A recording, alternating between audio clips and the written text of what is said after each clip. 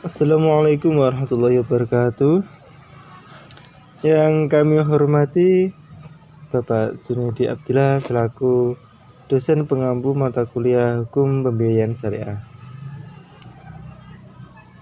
Dan yang kami banggakan mahasiswa dan mahasiswi khususnya kelas HSA.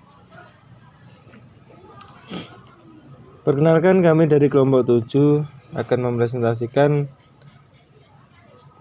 makalah yang bertemakan pengertian dan dasar hukum anjak piutang, pihak-pihak yang terlibat dalam anjak piutang, jenis-jenis anjak piutang, subrogasi dan novasi dalam anjak piutang, serta mekanisme manfaat dan kerugian dalam anjak piutang.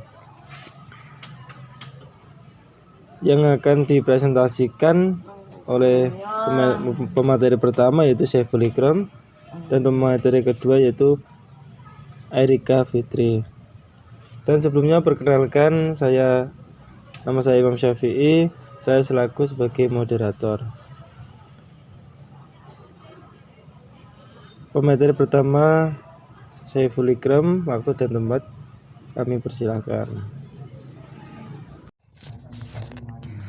Pengertian anjak piutang. Anjak piutang adalah suatu kontrak di mana perusahaan anjak piutang menyediakan jasa-jasa sekurang-kurangnya, jasa pembiayaan, jasa perlindungan terhadap risiko kredit, dan untuk klien berkewajiban kepada perusahaan anjak piutang secara terus-menerus menjual atau menjaminkan piutang yang berasal dari penjualan barang-barang atau pemberian jasa.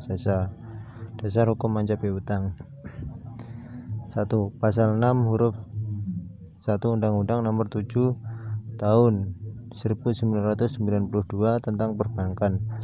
2. Keputusan Presiden Nomor 81 Tahun 1988 tentang Lembaga Pembiayaan.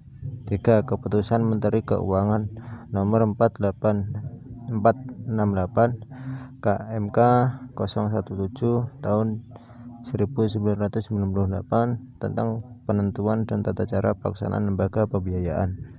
4. Peraturan Menteri Keuangan Nomor 84 PMK 012 Tahun 2006 tentang perusahaan pembiayaan. 5. Peraturan Presiden Nomor 9 Tahun 2009 tentang lembaga pembiayaan. Pihak-pihak yang terkait dalam anjak piutang.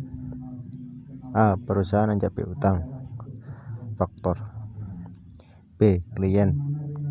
C. Nasabah atau customer atau disebut debitor. Jenis-jenis anjak piutang. Yang pertama, berdasarkan pelayanan, dibagi menjadi 4: full service factoring, bulk factoring, maturity factoring, dan finance factoring. Yang kedua, berdasarkan penanggungan resiko, dibagi menjadi 2: with research factoring dan without research factoring. Yang ketiga, berdasarkan perjanjian, dibagi menjadi 2: disclosed factoring dan undisclosed factoring. Yang keempat, berdasarkan lingkup kegiatan, dibagi menjadi 2: domestic factoring dan international factoring.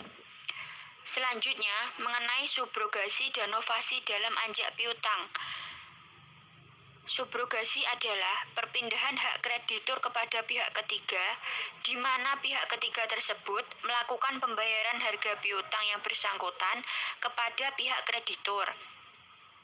Ditentukan juga bahwa subrogasi dapat terjadi karena undang-undang maupun karena perjanjian. Sementara yang dimaksud dengan novasi adalah pembaharuan hutang. Dalam hal ini, hutang yang lama hapus dan diganti dengan hutang yang baru. Kemudian manfaat anjak piutang, yaitu yang pertama, biaya produksi bisa berkurang. Yang kedua, peningkatan perolehan laba. Yang ketiga, mempercepat perputaran ekonomi. Yang keempat, membantu administrasi penjualan. Yang kelima, memperbaiki sistem penagihan. Dan yang terakhir, menjembatani kreditur dengan debitur. Ya, terima kasih. Demikian presentasi yang dapat kami sampaikan. Kurang lebihnya kami mohon maaf. Assalamualaikum warahmatullahi wabarakatuh.